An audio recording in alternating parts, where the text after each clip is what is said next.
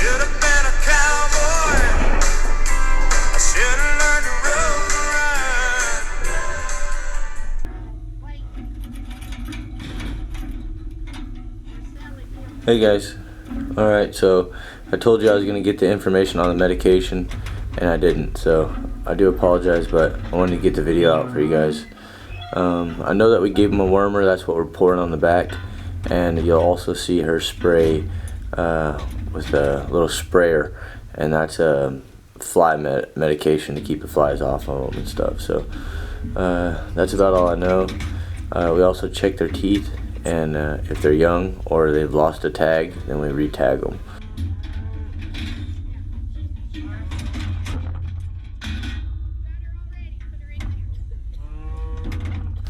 You'll get an idea of the basic layout, but there's a big pen right behind this fella standing against the fence on your left, and most of the cows are in there. There's a total of about 30 head, and we're going to run them out of that big pen that's behind him, up the chute that's in front of him and behind me, and into the gate where these other cows are staying. And then they'll come up the chute. We've got one gate, and then we've got the drop gate, and then just out of frame here under the camera there's a head gate. It basically closes their neck in the gate, and their jawbone is too big to back out of the gate, and their shoulders are too broad to fit through the front of the gate. So they're basically stuck there while you medicate them. Check their teeth. The teeth are a good way to identify the age of the animal.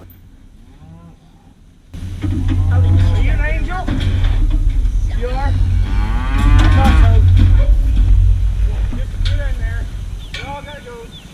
Come on, somebody's going. Come on. Come on. So we check the teeth, tag them up, medicate them, and we've got two options here.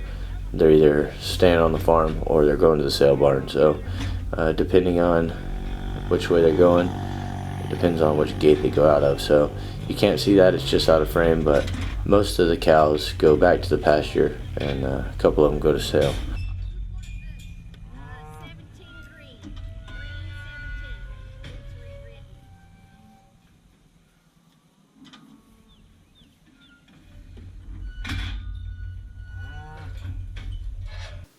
Alright, here you see pouring the wormer on the cow's back, and then you also see the sprayer here where we're spraying for flies, and I'm sure that's a big relief for them.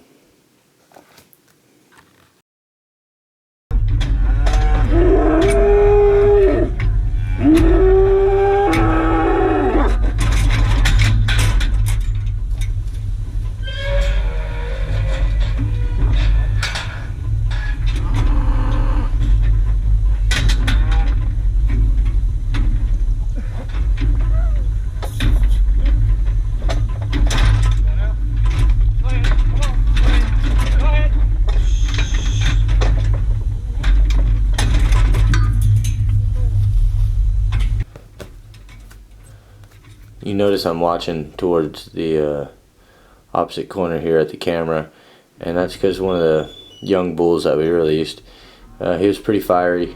He's only about 450 pounds, but that'll hurt you if you're not careful. So I was keeping an eye on him. He came out the wrong gate and got hung up in this front pen, so I was just keeping an eye on him, and then he just blew past both of us, and we just ran him back through the gate, and whenever he came up, we just released him back into the sale pile. Big as him. Big as that other one.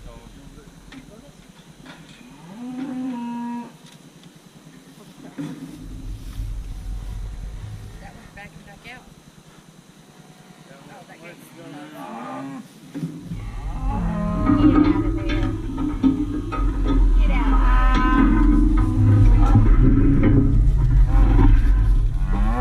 Went down the wrong hole, didn't he?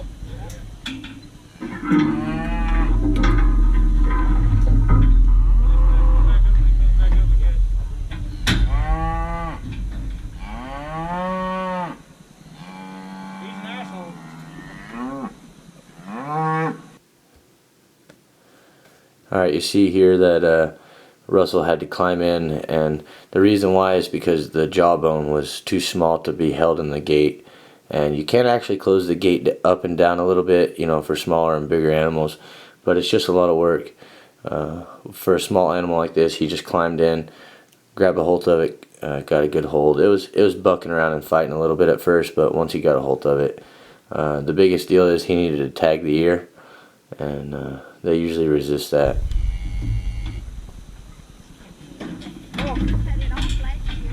Go. Go ahead. Go. No, go straight. Come on, baby. Come on, baby.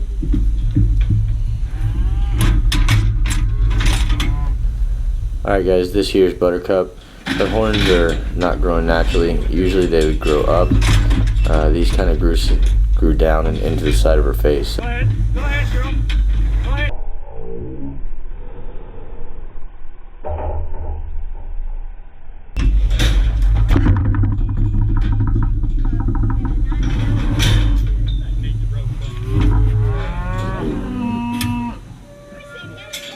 Yeah, he already blew that through and came back around. So no wormer on that one? No.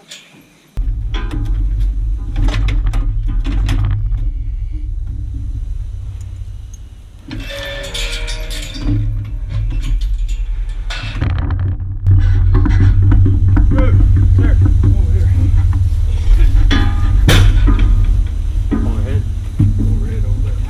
She did have a little bit of a laceration on her face, so we went ahead and cut the horn off, and you can hear the saw here if you listen closely.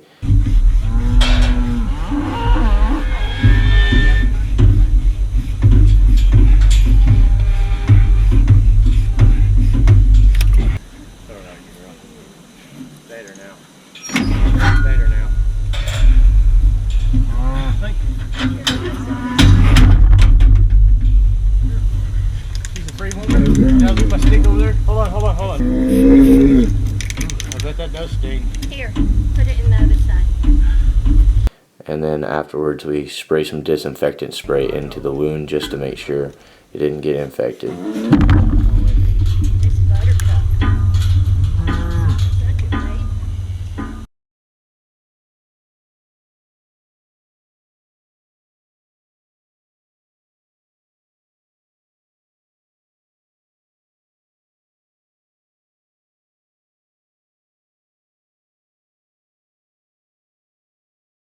They're big animals and they do whatever they want. Poking them and stabbing them with this stick doesn't hurt them. It's just to help influence their direction. There's nothing you can really do to make them go. They way outsize you. So whenever they go, it's because they wanted to. This is just a suggestive stick.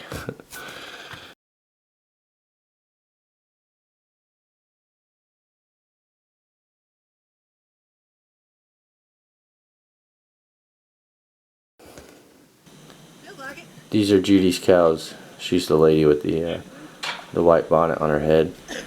She's got about 30 head. This is her farm here, and she knows these cows very well. They're pretty tame versus some of the other ones that we've had to work.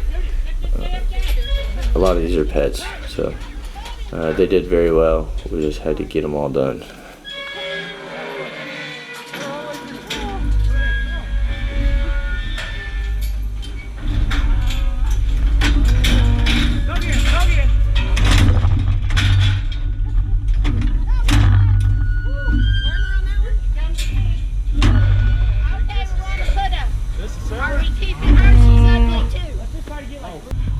Pink 74, girl.